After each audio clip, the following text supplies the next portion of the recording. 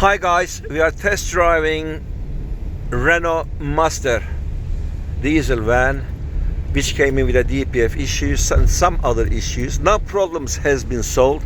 What can you say about this van? How was it driving and how it is now?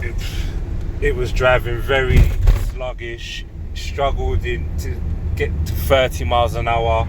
Now it's unbelievable. I can't believe the difference. It's actually never drove like this before. It feels talky between gears. It's just a pleasure. Is there any smoke you can see, white or black smoke? No, there's no smoke whatsoever. It's clear. No, it's clear. And what's the mileage of the van? 151,000 miles. Okay.